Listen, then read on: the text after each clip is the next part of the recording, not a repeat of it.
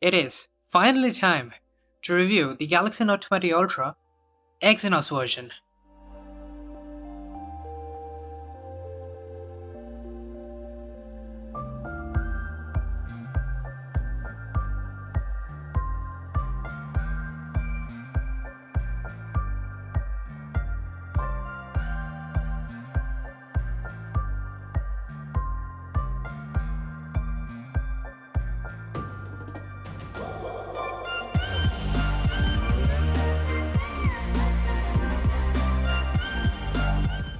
Hey there people, how you doing? So, today we have this review of the Note 20 Ultra and, well, as per tradition, let's start off with the design because we will get to the Exynos part soon enough. But firstly, the design. And as many of you know, this is the one place where I believe Samsung nailed it because the design, through and through, it feels very premium and very worthy of that obscene price tag. Also, we do have these absolutely insane and small bezels, like it's impossibly thin, just all the way around. We have these glossy aluminum rails and it does look very nice indeed.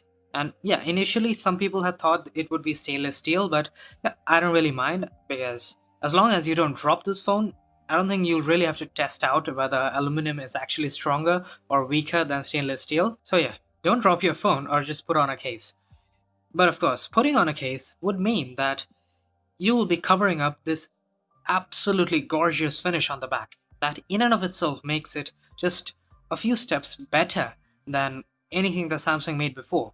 And I'm mostly comparing this design to what we had in the S20 series, especially in the S20 Ultra. I mean, the S20 Ultra was in no way a good looking smartphone. It was more about making room for that huge camera and then giving us a glossy gray and black finishes. Like, it was a boring looking phone. It wasn't a bad looking phone, but very boring indeed.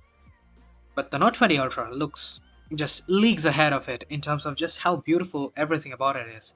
Also, now let's talk about that camera module because the S20 Ultra had a huge camera module. It was almost double layered as such, and it had writing on the back showing off a feature that nobody used, 100x zoom, and I really like that this time around.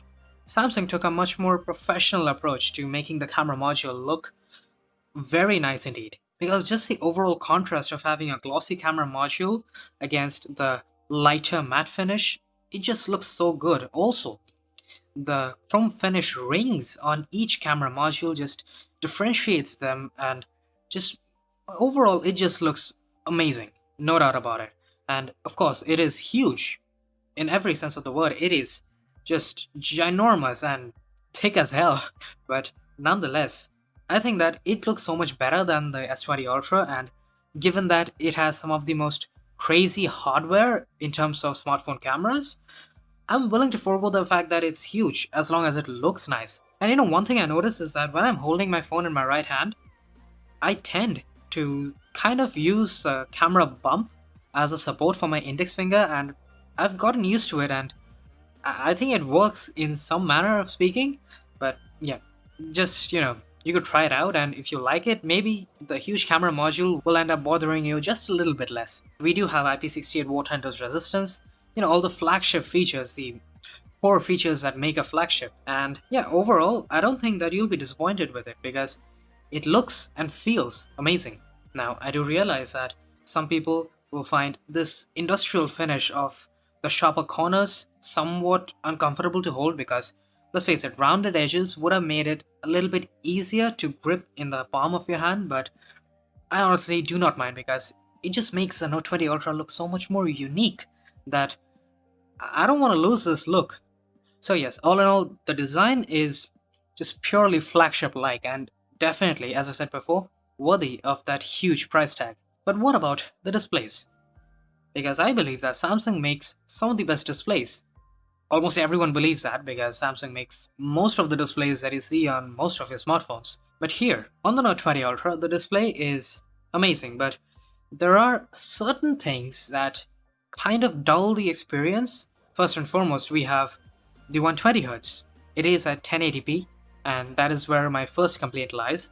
And Yeah, I understand that having 1440p at 120Hz would drain a lot of battery, and also not a lot of people would be able to see the slight difference of crispiness between 1440p and 1080p. Look, I understand the compromise, and I realize that sure, you're gonna get more battery life, so fine. 1080p, it doesn't look bad, it looks very nice indeed, so maybe we'll be willing to stick with it. And we do have variable 120Hz here, and you know what makes this special is because this one can apparently go from 1 to 120 Hz in almost an instant, in a split second. When you're looking at an image or reading an article, maybe, your screen tends to be stationary for longer periods, and that's when refresh rate can just, come down and save on battery life by a fairly huge margin.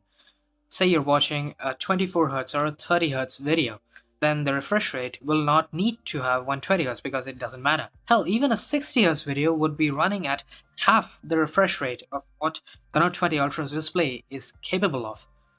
It's kind of like ProMotion on the iPad Pros, and you know, it's a great feature. And I have seen some battery gains, but I'll talk about the battery in its own section.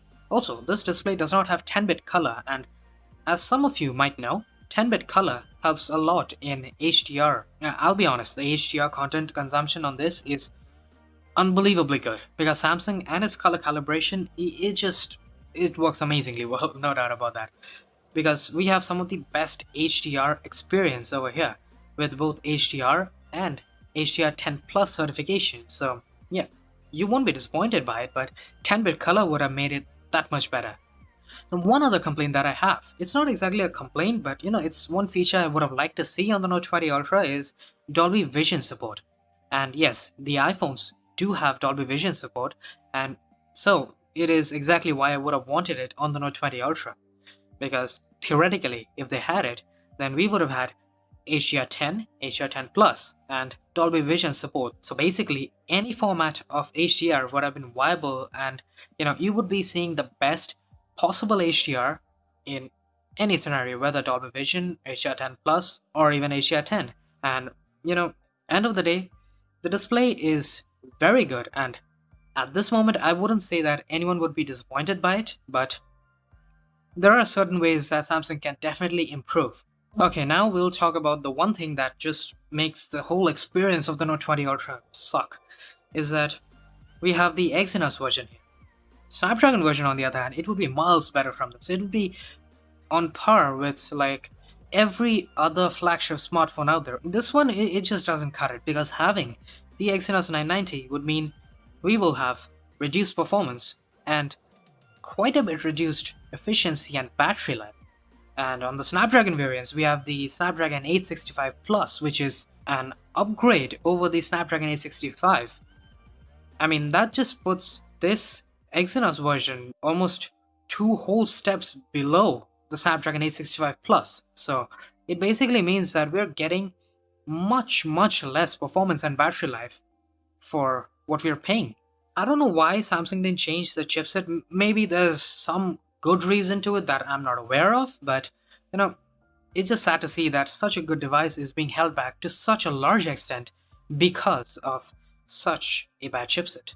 But the one thing that did impress me through and through is the cameras, because no matter what anyone says, I think that these cameras are an actual and proper upgrade over the S20 series even, because I have compared this camera to the S20 Plus. I didn't have the S20 Ultra lying around, but it would have definitely beat the S20 Ultra as well, because as compared to the S20 Plus, this one's software processing has improved, and these cameras have a much more natural, less overprocessed, and less oversharpened look when it comes to images and even videos. Especially the color temperature and the tint, all those things have been fixed, like just small little tweaks that overall gave me a much more reliable experience. The one place where I had expected upgrades is the focusing, and that is again very nice indeed. And if you want to know more about the features that the camera provides and how it actually stacks up against the competition and whatnot, I talked more in depth about it in a separate dedicated camera review of the Note 20 Ultra. I'll link it, do check it out. It was kind of interesting at the end, and I also said whether the cameras itself are actually worth $1,300 or not, so do check it out. Okay, so now for the batteries. here's where the interesting thing lies, because this one technically has a smaller battery, 500 milliamp hours smaller than the S20 Ultra. But, far as I've seen, the Note 20 Ultra gives us basically the same kind of battery life that we would get on the S20 Ultra, because of the fact that it has a much, much more power efficient display. I talked about how we have a variable 120 Hz in the display, and that's what basically saves a lot of battery. But again, having the Exynos chipset and having its inefficiency and overheating and whatnot, it just made the battery life not as good as it could be. It is good, it is alright, but it could definitely be better, because I know it could be better. Snapdragon variants actually can go up to like 6.5 hours of screen on time. That is amazing. For me, even without actually playing any games on the phone and, really taxing the chipset, I couldn't get over, I believe, 5.5 hours. Some days I maybe may have gotten 6 hours, but I could never cross 6. I could barely even reach it. So that goes to show that battery life will get you through the day. It just works. That's just how it is. It's not as good as it could be on the Exynos version, and that is very disappointing. I realize that, but it's just how it is. I've kind of learned to accept that, and that's even more sad, I guess. Anyways, the one feature that is going to keep me on the Note 20 Ultra until the next one comes up, the S Pen. Without question, it is a one thing that astonishingly good, and it's astonishingly useful.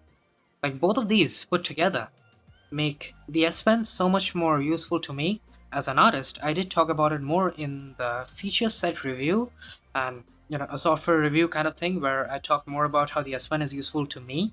And it's not going to be useful to everybody. It's going to be useful to very few people who are going to take notes with it, or maybe you want to list down reminders, or make artworks like me. Then the Note 20 Ultra is a very enticing device. But if that's not the case, then yeah, the Note 20 Ultra, it probably wouldn't excite you as much as it should. At least not the Exynos version. The Snapdragon version, if you can get your hands on it, buy it right away, because it is gonna be amazing. That much I can tell you for sure. The only reason I'm sticking with it is because of the S Pen, and because it lets me create artworks on the fly. And as an artist, it's always been like this. I need an easel. It's a painting stand on which you keep your canvas, and then I need my brushes, and then I need my colors, and it's always been a stagnant thing. I cannot move around and do my stuff. With the Note 20 Ultra, I could. I mean, I could be sitting on a subway and just dishing out some artworks, and it's totally legible and possible. And so, yeah, I guess that kind of leads me to say that because of the S Pen, I'm going to stick with the Note 20 Ultra. I'm not going to switch back or switch over to any other device as such.